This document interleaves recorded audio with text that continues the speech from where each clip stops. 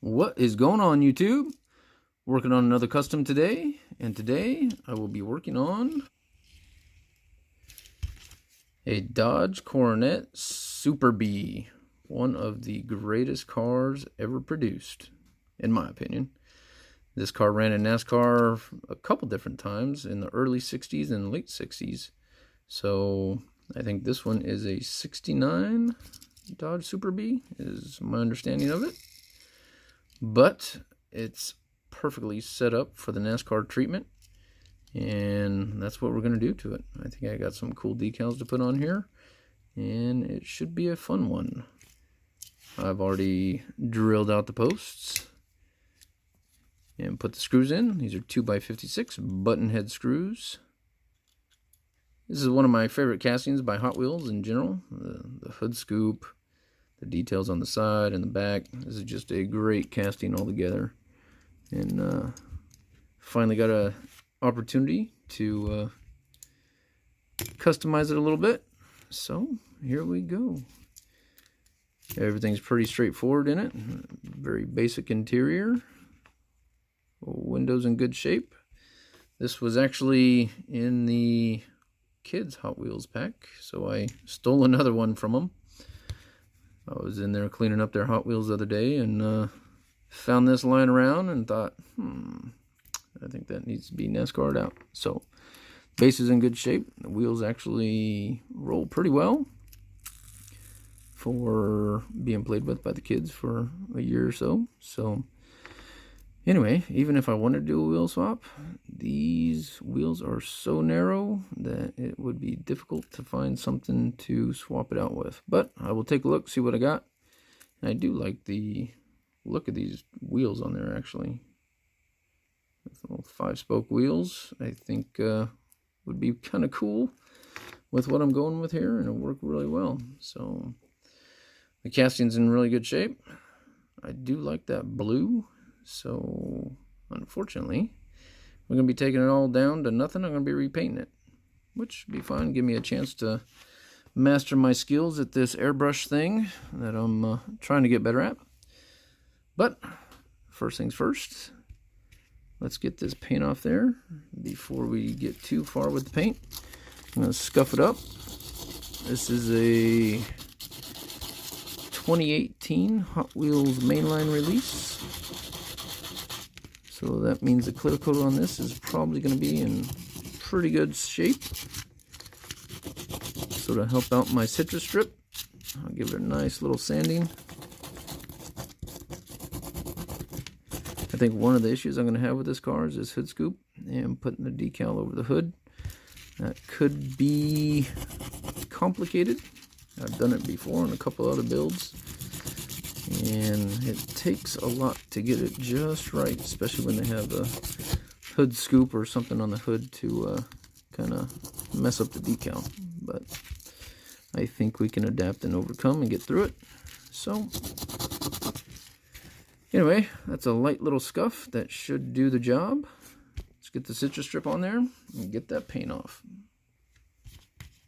And as usual, I'm using a brush to put the citrus strip on. You don't really need a whole heck of a lot. It tends to do a better job if you use a lighter coat than a heavier coat. I think where the citrus strip starts taking the paint off is when it starts to dry. So, I don't know. It's a science that I don't understand. All I know is it gets the job done, and I found that it works better in hot weather than cold. So, based on that, I figured in the heat, it dries faster, so it'll lift the paint faster. In the cold, it doesn't, so it takes longer to do it. I don't know. That's my theory anyway. But what do I know? Not a whole lot. So there we go. Say goodbye to that beautiful blue paint. All the citrus strip is on there. Give it time to do its job, and we'll be back in a little bit. I'm thinking about maybe expanding the channel a little bit, so I want your guys' input. Head on over to the community page of this channel and take the little poll and let me know what you'd like to see more of. All right, Looks like the citrus strip did a heck of a job on this Super Bee. Look at that. Got most of it off. I think there's going to be some stuck in some of the seams and door frame that I'm going to have to go over it with a pick, but holy cow, this stuff did a really good job. I think sanding it first helped quite a bit. But yeah, that was pretty good. Very pleased with how well that citrus strip worked on there. Looking pretty good. I don't know what's up with that though. Didn't do very well on there, but that's easy enough to get off with some steel wool and some soap and water. That looks about as good as I'm gonna get it. Time to go wash it with some warm soapy water and go over it with some steel wool. And it'll be time to get some primer on there. Before I forget, old Ryan Barnes asked for a shout out. So here's your shout out, Ryan. Go check out his channel. Looks like he's got a couple of Fortnite videos on there. If that's your thing, go check them out. I intended to airbrush this, but it is 102 degrees in my garage right now, and I am not about to deal with that and try and airbrush this thing. So I went over it with some Krylon Cover Max white primer, and then went over it with some Krylon Color Master satin bright white paint. It's all painted up and ready to get some decals on there. The decals I'm going with today are from a Dodge Charger that was ran in NASCAR in 1969 and driven by Al Unser. Not that one, his daddy. Al Unser didn't drive in NASCAR? Google, did Al Unser drive in NASCAR? I guess he did. He ran 5 races over 3 years, had 3 top 10s, was in the 1968 Daytona 500 where he placed 4th. His last NASCAR race was in 1986 at the Winston Western 500. How about that? Al Unser is definitely better known for his time spent in the IndyCars. 1978 Triple Crown IndyCar champion. 1983, 85, the PPG IndyCar World Series champion. In 1970, 71, 78, and 1987 Indy 500 winner.